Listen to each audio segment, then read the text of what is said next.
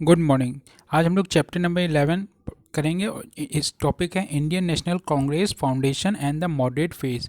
Indian National Congress क्या थी और इसके बाद इसकी फाउंडेशन कैसे हुई और जो मॉडरेट फेज था उसने कैसे अपना प्लान और कैसे उसने अपना कार्य किया। इससे पहले हम पढ़ चुके हैं जो इंडियन नेशनल कांग्रेस से पहले भी बहुत सारी सोसाइटीज़ थी, उसमें हमने बहुत सारी सोसाइटी पढ़ी थी।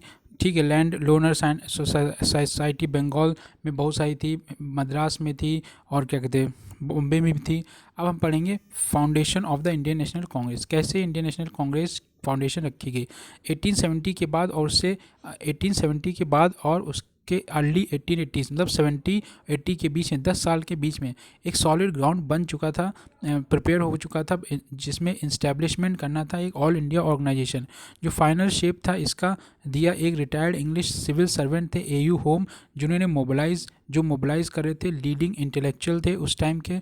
और उनका जो कॉपरेशन था ऑर्गेनाइज की पहली बार उन्होंने फर्स्ट सेशन जो थी इंडियन नेशनल कांग्रेस की at Gokul Das Tejpal Sanskrit Gokul Das Tejpal Sanskrit college in Bombay दिसंबर में हुई थी 1885 में। और प्रील्यूड करता है दो सेशन जो थी इंडियन नेशनल कांग्रेस की वो भी वहीं पे हुई, दो सेशन और भी वहीं पे हुई 83 में 85 में।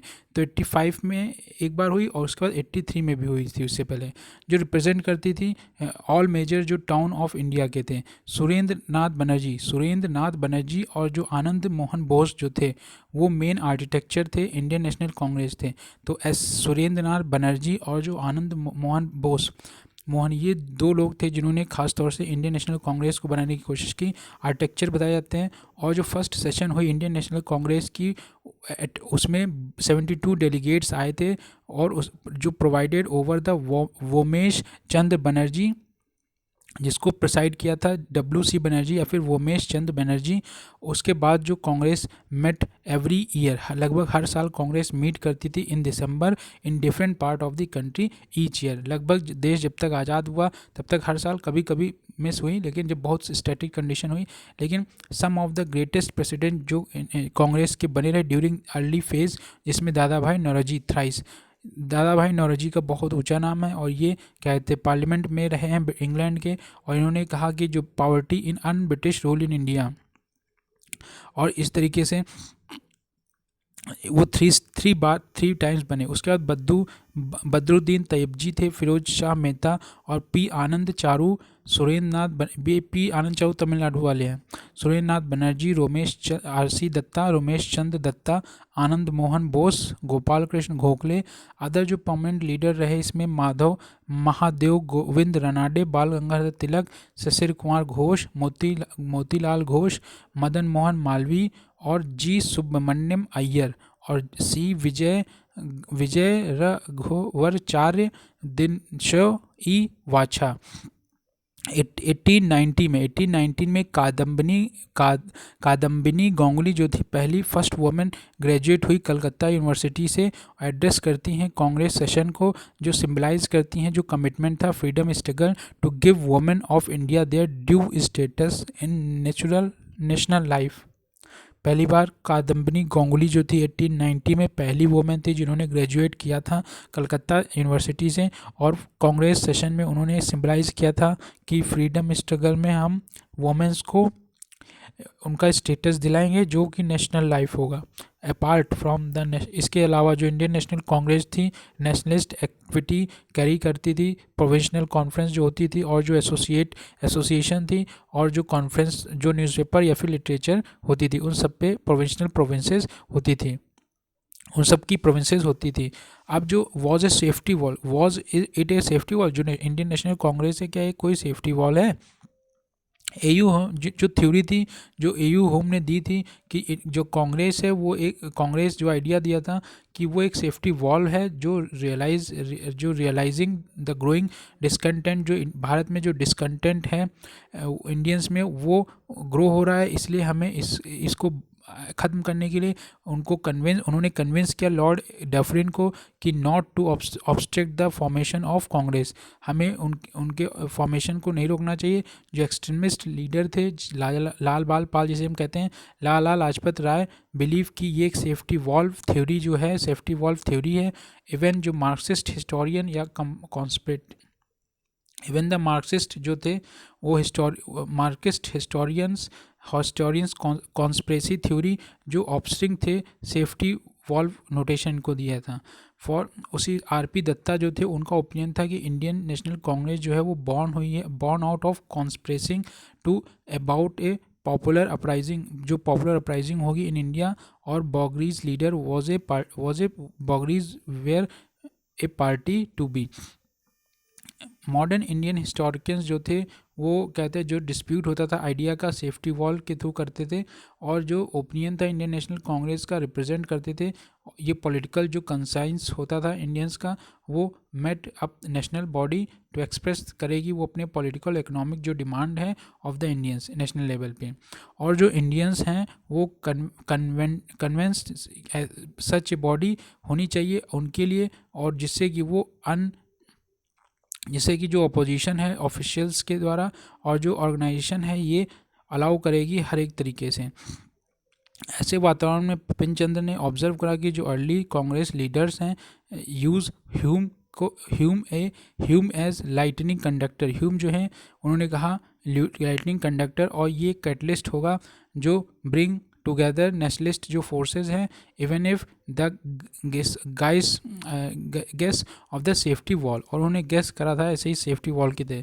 जो ऑब्जेक्टिव थे कांग्रेस के, जो मेन एम था इंडियन नेशनल कांग्रेस का कि वो इनिशियल स्टेज में पहला कि found a democratic nationalist movement, कि वो एक डेमोक्रेटिक और नेशनलिस्ट मूवमेंट तैयार करें, और दूसरा जो पॉलिटिसाइज करें जो पॉलिटिकली एजुकेटेड पीपुल हैं, तीसरा जो इस्टेब्लिश करे हेडक्वार्टर फॉर द मूवमेंट, चौथा प्रमोट करे फ्रेंडली रिलेशन जो amongst the nationalist political workers हैं different part of the country, पांचवा जो डेवलप और प्रोपोगेट करे anti colonial nationalist ideology, six formulate करें प्रेजेंट जो पॉपुलर डिमांड है बिफोर द गवर्नमेंट व्यू, और यूनिफाई करे पीपल्स को ओवर इकोनॉमिक और पॉलिटिकल प्रोग्राम डेवलप करे, consolidate feeling of the national unity among people in respective of religion caste of province, caste और religion को छोड़ के नेशनल यूनिटी बनाए, और केयरफुली प्रमोट करे जो नेचर है इंडियन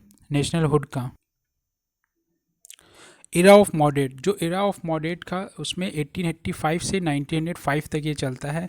इसमें इम्पॉर्टेंट लीडर जो थे इस एरा में इम्पॉर्टेंट लीडर जो थे वो नेशनलिस्ट लीडर थे, जैसे दादा भाई नौरोजी थी, फिरोज शाह मेहता थे, डी वाछा थे, WC बनर्जी थे, SN बनर्जी थे, जो डोमिनेट करते थे कांग्रेस पॉलिसीज़ में। और अर्ली जो पीरियड था 1885 से और 1905 जब तक लॉर्ड कर्जन रहे लगभग, और ये जो टाइम था 1885 डफरिन के बाद जाने के बाद क्या थे कर्जन तक ये इनका चलता रहता।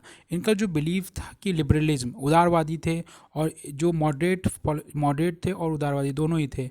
उनकी जो पॉलिटिक्स थी वो लिबरल मॉडरेट की थी, और ये डिस्टिंग्विश करते थे कि जो न्यू नेशनलिस्ट थे अर्ली 20th सेंचुरी के, जो रिफ़र करते थे एज ए एक्सट्रीमिस्ट। तो जो पुराने वाले थे उनको मॉडरेट कहते थे, और जो न्यू नेशनलिस्ट थे उनको एक्सट्रीमिस्ट कहते थे। जो मॉडर्न अप्रोच थी कि जो मॉडरेट पॉलिटिकल एक्टिविटी इन्वॉल्व होती थी वो कॉन्स्टिट्यूशनल एजिटेशन, कॉन्स्टिट्यूशन के हिसाब से होनी चाहिए, with in the confines the law के अंदर होना चाहिए, और इसमें देखने को मिलता है ये स्लो होगा लेकिन बट धीमे धीमे पॉलिटिकल प्रोग्रेस होनी चाहिए। जो मॉडरेट बिलीव करते थे कि जो ब्रिटिश है बेसिकली वो वांट कि जस्ट द इंडियन, वो जस्ट इंडियन नहीं समझते थे बल्कि not aware of the real condition. लेकिन बाद में जो पब्लिक ओपिनियन जो था वो क्रिएट करता है कि कंट्री और जो पब्लिक डिमांड थी वो बढ़ गई, प्रेजेंटेड कि गवर्नमेंट थ्रो रेजोल्यूशन के द्वारा, पेटिशन याचिकाओं के द्वारा वो गवर्नमेंट को डिमांड, जो पब्लिक डिमांड होती थी कंट्री की वो गवर्नमेंट तक पहुंचाते थे थ्रू रेजोल्यूशन लाते थे।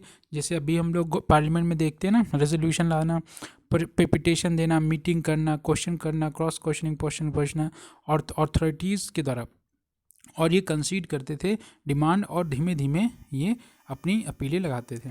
अब टू अचीव दीज एंड, इन सभी एंड इसको अचीव करने के लिए they work to prolonged methodology. दो उनकी मैथोलॉजी थी। पहला, one, create a strong public opinion, एक स्ट्रॉन्ग पब्लिक ओपिनियन बनाया जाए। टू एरोज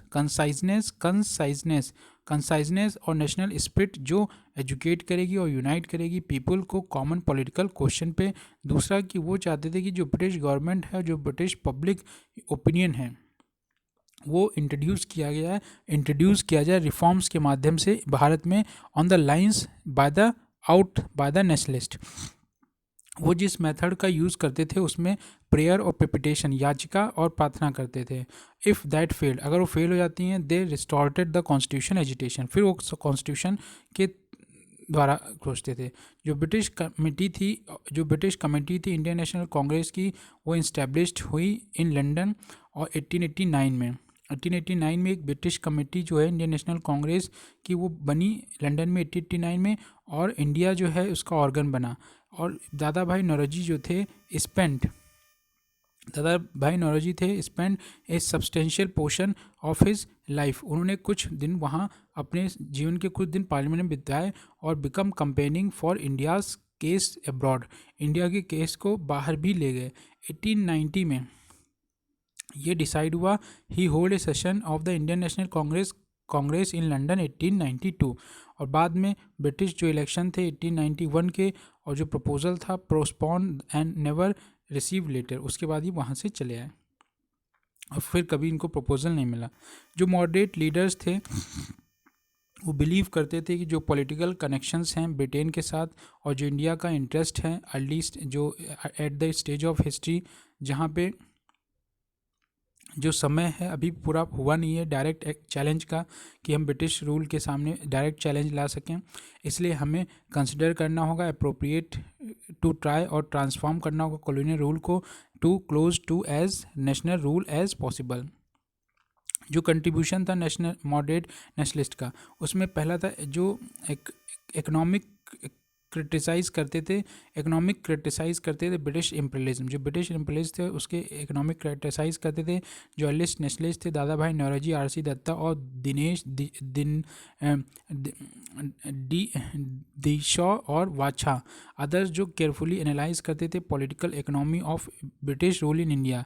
और उसके बाद उन्होंने एक क्या कहते हैं फॉरवर्ड करा कि ड्रेन थ्योरी थी कि गंगा से ड्रेन करते हैं बादल और कहाँ बसते हैं जाके, थेम्स नदी में।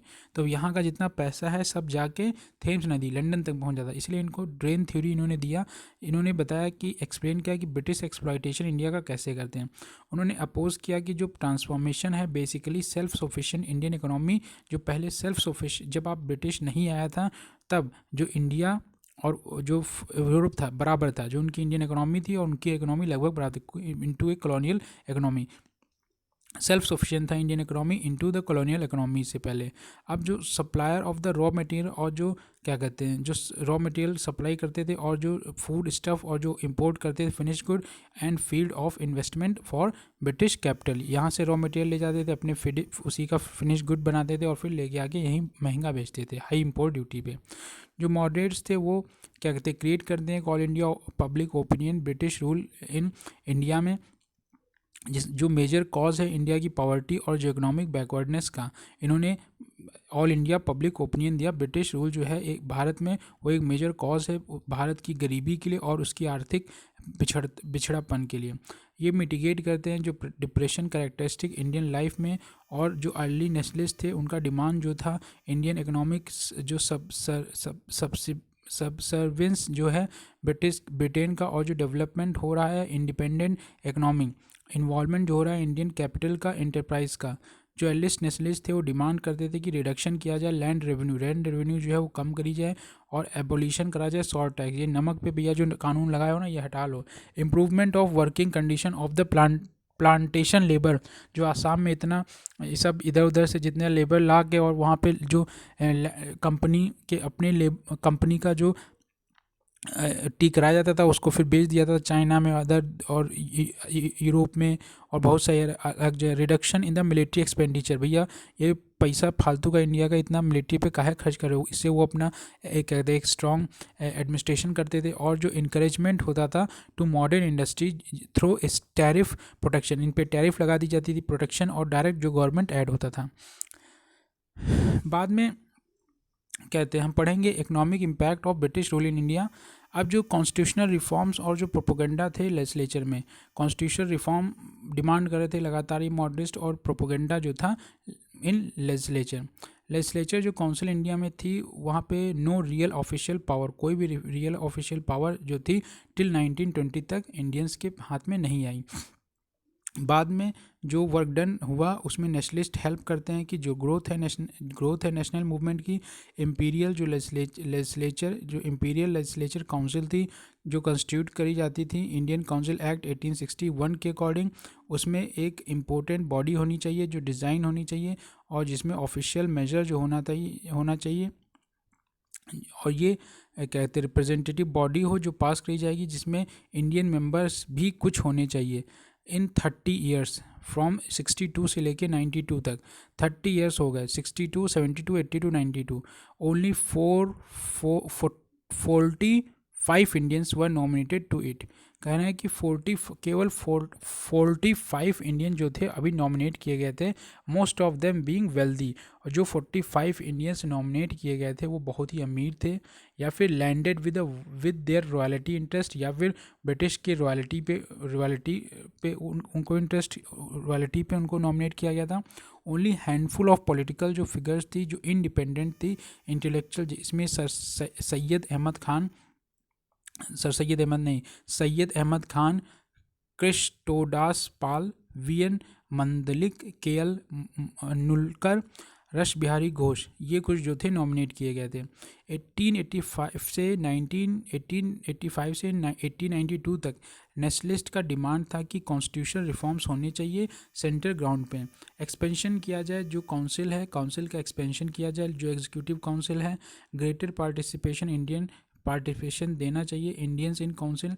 दूसरा, reform of councils, more power to council को मोर पावर देनी चाहिए, specially greater power over finance पे काउंसिल को ज़्यादा पावर देनी चाहिए। जो अर्लिस्ट नेशनलिस्ट थे वो वर्क कर रहे थे लॉन्ग टर्म, जो ऑब्जेक्टिव था डेमोक्रेटिक सेल्फ गवर्नमेंट का, और उनकी जो डिमांड थी कॉन्स्टिट्यूशन रिफॉर्म की वो भी कंसीडीड करी गई 1892 में in the form of Indian council act.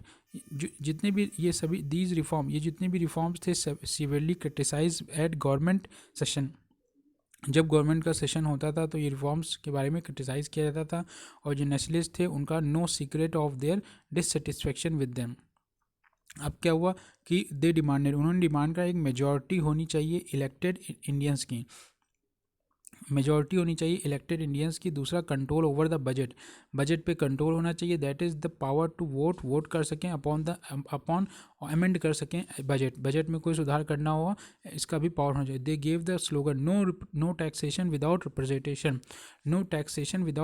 ये जो स्लोगन था कहते अमेरिका की क्रांति में जेफरसन ने दिया था, जॉन जेफरसन जो था उसने कहा था भैया कोई नो टैक्सेशन विदाउट रिप्रेजेंटेशन, उसने कहा तो कोई भी टैक्सेशन नहीं होना चाहिए जब विदाउट रिप्रेजेंटेशन, तो नो टैक्सेशन विदाउट रिप्रेजेंटेशन ये यहाँ भी। ग्रेजुअली फिर बाद में क्या हुआ, इंडियन नेशनल कांग्रेस जो थी, इंडियन काउंसिल एक्ट 1892 आता है, जिसमें मेन प्रोविज़न जो थी नंबर ऑफ जो एडिशनल मेंबर्स थे इंपीरियल लेजिस्लेटिव काउंसिल और जो प्रोविजनल लेजिस्लेटिव काउंसिल था उसमें बढ़ा दिए गए।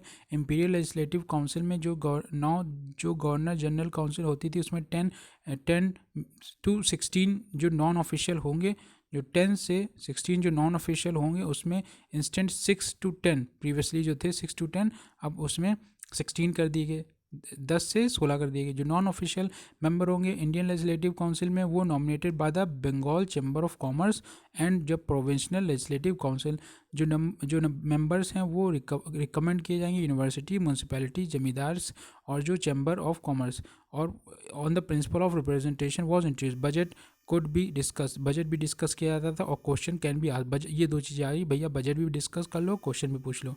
लिमिटेशन भी लगा दी गई, जो ऑफिसर्स होंगे retain their majority in the council, thus making ineffective the non official wise.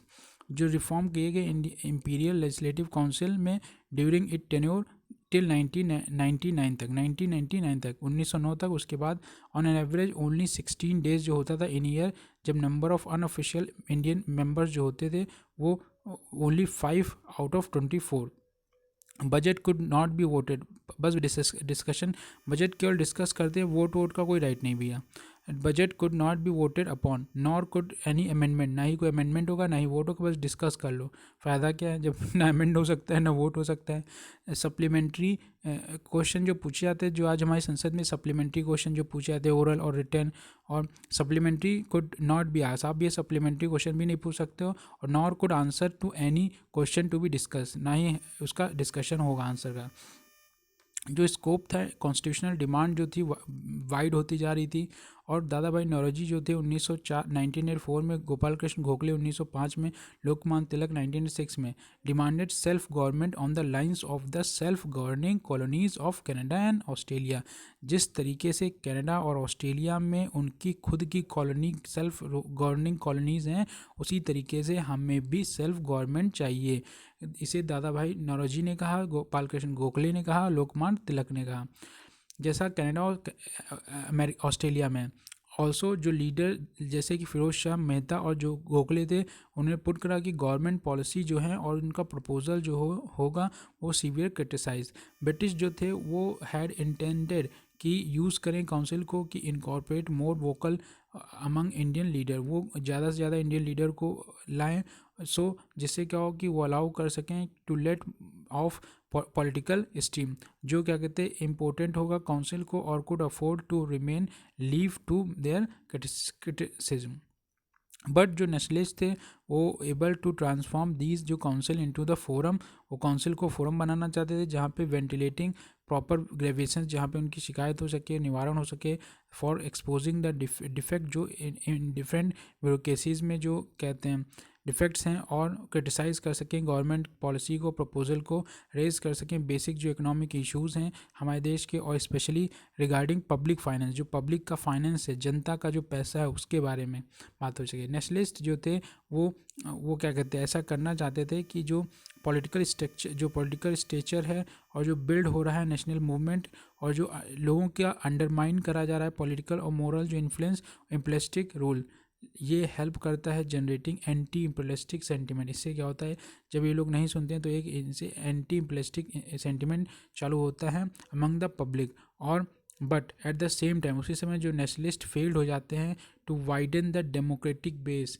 ये जो उसी समय जो नेशनलिस्ट होते हैं वाइड फेल हो जाते हैं widen the democratic base of the movement by not including the masses, क्योंकि इनके अंदर मासेस नहीं थे, और फिर स्पेशली वोमेंस भी नहीं थी, not demanding the right to vote for all, ना ही वोमेंस थी ना ही मासेस थे, इसलिए ये फेल हो जाते हैं और ये डेमोक्रेटिक बेस नहीं बना पाते हैं मूवमेंट में। अब जो कंपेनियन था फॉर जनरल एडमिनिस्ट्रेटिव रिफॉर्म्स, अब जनरल एडमिनिस्ट्रेटिव रिफॉर्म के लिए जो कंपेन चलता है, जो मॉडरेट्स थे उनका कंपेन जो था ऑन द फॉलोइंग ग्राउंड, पहला कि जो Indianisation of the government service, जो इंडियन गवर्नमेंट एडमिनिस्ट्रेटिव सिस्टम है उसमें इंडियंस को लाया जाए।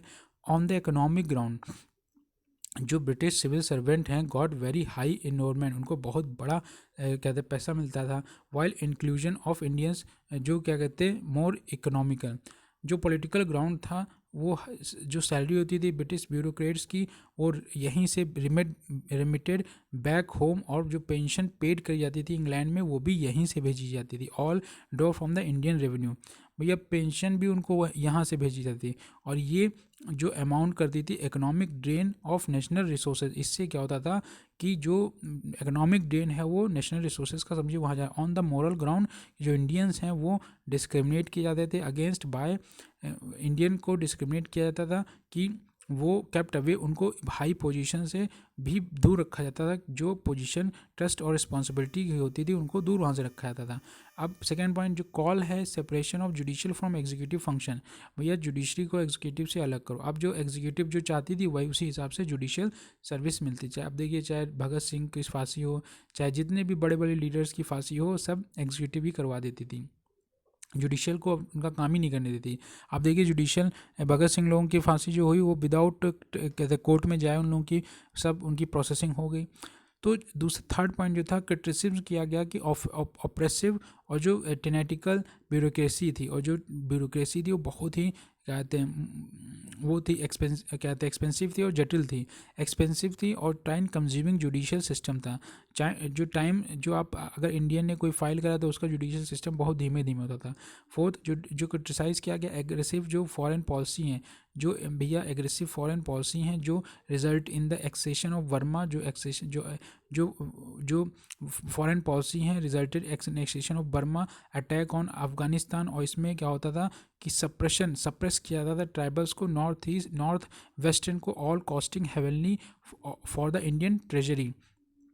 फोर्थ वाला बहुत इंपॉर्टेंट है, जो क्रिटिसाइज़ किया करता था कि एग्रेसिव जो फॉरेन पॉलिसी है, जो एनेक्स जिन्होंने जैसे करा उन्होंने बर्मा को, या फिर जो अटैक किया अफगानिस्तान में, इसमें सप्रेस होते थे ट्राइबल्स जो कि हमारे नॉर्थ वेस्ट, जो हमारे देश के नॉर्थ वेस्ट रीजन के वही, और all costing heavenly for the Indian treasury. ये जितना लड़ाई खर्चा होता था ये सब इंडियन ट्रेजरी से जाता था। ये सब पब्लिक फाइनेंस की बात हो रही। और पांचवा जो call for the increase in the expenditure on welfare, कहा कि भैया ये वेलफेयर की चीज़ें करो जिसमें हमारी हेल्थ और सैनिटेशन बढ़ाओ, एजुकेशन बढ़ाओ, स्पेशली जो एलिमेंट्री और जो टेक्निकल एजुकेशन है, इरिगेशन वर्कर्स हैं, जो इम्प्रूवमेंट करो हमारी एग्रीकल्चर का, एग्रीकल्चर बैंक फॉर कल्टिवेटर। जो डिमांड है for better treatment for Indian labours जो अब्रॉड में ले जाके छोड़े हो ब्रिटिश कॉलोनीज़ में, इन सब, चाहे ऑस्ट्रेलिया हो, चाहे कनाडा हो, चाहे माले हो, जितनी भी इनकी कॉलोनीज़ थी, साउथ अमेरिका हो, साउथ अफ्रीका हो, तो रेशियल वहाँ पे ये सब faced opposition and racial discrimination. Protection of the civil right, बात करेगी सिविल राइट जो है इनको भी इंक्लूड करो। राइट टू स्पीच, बोलने दो, थॉट एसोसिएशन और फ्री प्रेस को तो भैया छोड़ दो। जो ये इंक्रीमेंट था कंपेन नेशनलिस्ट, और जो ये एबल चाहते थे कि स्प्रेड हो मॉडर्न डेमोक्रेटिक आइडियाज़, लेकिन सून जो क्या हुआ कि जो डिफेंस थी सिविल राइट की became an integral part of freedom struggle. अब इससे क्या हुआ कि जो इंक्रीज़ हो रहा था कंसाइज और जो ग्रेट पब्लिक आउटरेज था वो अरेस्ट बढ़ता जा रहा था, जब अरेस्ट कर लिया गया तिलक को। और उसके जो गांधी जो तिलक ने एक राइटिंग लिखी थी कि अगर क्या कहते हैं, उन्होंने केसरी में कुछ लिखा था जिसकी वजह से क्या कहते हैं उनकी जो भावनाओं जो उनके जो लिखते थे उससे नेशनलिज्म की फीलिंग बढ़ रही थी, इसलिए उन्हें जेल भेज दी अरेस्ट करके। और सेवरल अदर लीडर को जर्नलिस्ट के प्रेस एक्ट के तहत 1897 में अरेस्ट करके उनको रिपोर्ट कर दिया नाथू ब्रदर्स विदाउट ट्रायल। और उसके बाद refer chapter on development of press in India, समझेंगे जब प्रेस डेवलपमेंट हुआ तो उसमें बताएंगे कि तिलक को जेल भेज दिया, सेलुलर जेल। उसके बाद मांडले जेल वहीं पे है। एन इवोल्यूशन नहीं, मांडले जेल भेजा गया था जो हमारे। उसके बाद evolution of the early nationalist, जो इवोल्यूशन करते हैं कि अर्ली नेशनलिस्ट का, जो अर्ली नेशनलिस्ट थे डिड ए ग्रेट डील, उनके बाद बहुत बड़ी डील थी अवेक करना नेशनल सेंटिमेंट, इवन दो वो बहुत could not draw the masses to them, लेकिन वो बहुत बड़े मासेस को ड्रॉ नहीं कर पाए, अपना पक्ष में नहीं ला पाए। उन्होंने जो उनका जो रिप्रेजेंटेशन था मोस्ट जो प्रोग्रेसिव फोर्सेस था उस समय का, और वो दूसरा कि वो एबल क्रिएट नहीं कर पाए वाइड जो नेशनल अवेकनिंग थी, ऑल इंडियन कॉमन इंटरेस्ट, जितना सभी कॉमन इंटरेस्ट था उन सबको इंटरमिंग नहीं कर पाए। और नीड जो थी रैली की अराउंड द कॉमन जो प्रोग्राम होने चाहिए, कॉमन जो enemy against the common enemy, जिन सभी का एक ही एनिमी था ब्रिटिश, उस सभी को कॉन्सोलिडेट नहीं कर पाए। और वो ऑल जो फीलिंग थी belonging to one nation. Third जो था वो जो trained people in political work and popularise modern ideas, they trained people in political work, उन्होंने केवल ट्रेन किया लोगों को पॉलिटिकल वर्क के लिए और पॉपुलाइज किया मॉडर्न आइडियाज़ को। They expose the basically exploitative character of colonial rule और thus undermine the moral foundation. उन्होंने एक्सपोज किया जो बेसिकली एक्सप्लॉइटिव करेक्टर था कॉलोनियल रूल का, और अंडरमाइन कर दिया जो मॉरल फाउंडेशंस थी। उन जो पॉलिटिकल वर्क था वो बेस्ड ऑन हार्ड रियलिटीज़ और जो not shallow sentiment religion. They were able to establish the basic political truth. They were able, वो इस्टेब्लिश बेसिक पॉलिटिकल ट्रूथ जो that India could be ruled in the interest of Indian. Bharat को rule किया जाना चाहिए भारत के interest से, ना कि ब्रिटिश के हिसाब से। दे क्रिएटेड एक सॉलिड बेस, वो एक सॉलिड बेस बनाते हैं for a more vigorous militant, जिसमें मास बेस्ड नेशनल मूवमेंट होगा in the years that follow. However, लेकिन ऐसे वो फेल हुए। वाइडने जो डेमोक्रेटिक बेस था उसमें बहुत बड़ा अंतर आ गया, स्कोप जो था उनके डिमांड का। रोल ऑफ मास, जो रोल था मासेस का, जो मॉडरेट फेज था नेशनलिस्ट मूवमेंट का, वो नैरो था सोशल बेस, और जो masses play a passive role, वहाँ पे मासेस जो थे इंडियन लोग जो थे वो पैसिव रोल, बहुत एक्टिव रोल उनका नहीं था। और क्योंकि जो अर्ली नेशनलिस्ट थे उनके अंदर lagged political faith in the masses, political faith जो था वो नहीं था। वो ऐसा मानते थे कि जो न्यूमरस डिवीज़न है और जो सब डिवीज़न है इंडियन सोसाइटी की, कास्ट सिस्टम, जाति सिस्टम, पता नहीं कौन कौन सा सिस्टम, सब डिवीज़न, जो मासेस थी वो जनरली इग्नोरेंट, उनको इग्नोर किया गया, और जो कंजर्वेटिव आइडियाज़ और थॉट थे। लेकिन जो मॉडर्निस्ट वो फील करते थे कि जो हेट्रोजीनियस एलिमेंट हैं first to be welded into national before they entered the political sphere. इसलिए वो फेल हुए रियलाइज़ करने में कि जो फ्रीडम स्ट्रगल है विदाउट पॉलिटिकल पार्टिसिपेशन, ये जो है डाइवर्स एलिमेंट जो हैं जब तक नहीं आएंगे तब तक नहीं पॉसिबल है। अब जो बिकॉज जो लैक उनके अंदर जो लैक ऑफ मास पार्टिसिपेशन था, मॉडरेट जो थे वो क्या कहते हैं militant political position against authority नहीं ला पाए, और जो नेशनलिस्ट थे वो डिफ़र करते थे मॉडरेट से, क्योंकि जो प्रिसाइज वो बहुत सारे प्रीशियस पॉइंट पे, लेकिन जो नेशनलिस्ट थे वो रिप्रेजेंट करते थे इमर्जिंग इंडियन नेशनल, जो अर्ली नेशनलिस्ट थे रिप्रेजेंट करते थे emerging Indian national against colonial interest के खिलाफ। जो एटीट्यूड था गवर्नमेंट का, अब जो ब्रिटिश इंडियन गवर्नमेंट थी hostile to the Congress from the beginning, वो हमेशा कांग्रेस को हॉस्टाइल मानती थी बिगिनिंग से ही, despite the literal moderate method, और जो एम्फेसाइज करती थी रॉयल्टी, जो कांग्रेस थी वो एम्फेसाइज करती थी royalty of the British crown को।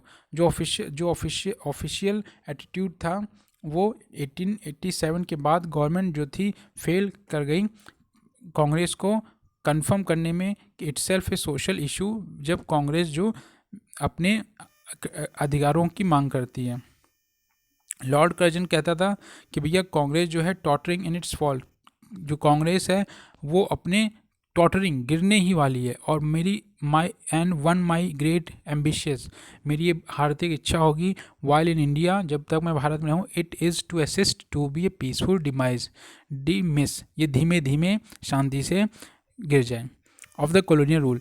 नाउ जो अब सोच लीजिए कर्जन ऐसा कह रहा है, जो गवर्नमेंट, क्योंकि इससे नेशनलिज्म फीलिंग आ रही थी कहीं ना कहीं, जो गवर्नमेंट जो था ओपन कंडेम्ड कर रहे थे कांग्रेस को, और इससे क्या होगा नेशनलिस्ट जो सेडिटेशन ब्राह्मण से राजद्रोह, सेडिटेशन ब्राह्मण से राजद्रोह, जो ब्राह्मण्स पे डिसरॉयल जो बारबस हो रहा था, जो डफरिन वो तो कह रहा था कांग्रेस एक फैक्ट्री है सेडिटेशन का, फैक्ट्री है राजद्रोह की, एक फैक्ट्री है, उन पर राजद्रोह लगाते थे, और जो गवर्नमेंट थी अडॉप्ट करती थी divide and rule policy towards the Congress, और इस तरीके से गवर्नमेंट जो थी कांग्रेस की पॉलिसीज़ को डिवाइड एंड रूल की तरह समझती थी, और जो ऑफिशियल थे इनकरेज करते थे जो रिएक्शनरी एलिमेंट्स थे, जैसे सर सैयद अहमद खान हैं, राजा शिव प्रसाद सिंह हैं, और Banaras to organise united Indian patriotic association to counter the Congress propaganda, जो कांग्रेस के प्रोपेगेंडा को काउंटर करे। जो गवर्नमेंट थी also tried to divide the nationalist on the basis of religion, government जो थी चाहती थी कि जो कांग्रेस है उसको डिवाइड कर दिया जाए on the basis of religion के बेसिस पे। पॉलिसीज़ कैरेट और स्टिक जानते हैं, कि भैया छड़ी पीछे से मारो, उसको गाजर दो, छड़ी दो गाजर दो, छड़ी दो गाजर, pitted the moderate against the extremist. अब इससे क्या हुआ कि जो मॉडरेट थे पिट, इससे क्या हुआ कि जो मॉडरेट जो थे अगेंस्ट द एक्सट्रीमिस्ट, बट लेकिन जो गवर्नमेंट फेल हुई to check the rising tide of nationalism, लेकिन गवर्नमेंट फेल हो गई कि जो नेशनलिज्म की ये टाइड, एक लहर जो उठ रही थी, उसको समझ नहीं पाए। Summary, foundation of Indian National Congress, first session जो हेल्ड हुआ था 1885 में बॉम्बे में, इंडियन नेशनल कांग्रेस फॉर्म हुई थी। एयू होम जो become the Indian National Congress, foundational जो थ्योरी थी इंडियन नेशनल कांग्रेस की, और जो प्रोमिनेंट बिलीवर थे, इसे एक सेफ्टी वॉल्व थ्योरी दिया गया लाला लाजपत राय, और जो कॉन्स्पिरेसी थ्योरी थी आरपी दत्ता की, जो lightning conductor theory Gopal Krishna Gokhale के द्वारा। इंपॉर्टेंट जो लीडर थे मॉडरेट फेज के, Dadabhai Naoroji, Badruddin Tyabji, Firoz Shah Mehta, P Anand, Charu Surendranath Banerjee, Ramesh Chandra Dutta, Anand Mohan Bose, G K Gokhale, ETC. जो अर्ली नेशनलिस्ट मेथडोलॉजी थी, कॉन्स्टिट्यूशन जो है एजिटेशन विद इन 4 वॉल्स ऑफ लॉ, और जो क्रिएट करना चाहिए public opinion in India, campaign करना चाहिए for support to Indian demand in England, और जो पॉलिटिकल एजुकेशन है भारत में, पॉलिटिकल जो कनेक्शन है विद ब्रिटेन, इंडियाज इंटरेस्ट में होनी चाहिए at the stage time not ripe for direct challenge to colonial rule. Early nationalist methodology, लेकिन जो कंट्रीब्यूशन था मॉडरेट नेशनलिस्ट का, उन्होंने इकोनॉमिक क्रिटिसाइज़ किया ब्रिटिश इंपीरियलिज्म, जो उन्होंने कहा ड्रेन ऑफ वेल्थ थ्योरी बताई। कॉन्स्टिट्यूशनल रिफॉर्म लेके आया भैया कि एग्जीक्यूटिव जो इंपीरियल लेजिस्लेटिव काउंसिल, उसमें भैया कहते हैं इंडियंस का बताओ मुझे बजट का डिस्कशन करने दो, और इस तरीके से कंपेन थी जनरल एडमिनिस्ट्रेटिव रिफॉर्म्स की, और जो डिफेंस थी सिविल राइट्स की। अब इसी के साथ ही चैप्टर फिनिश होता है। Thank you.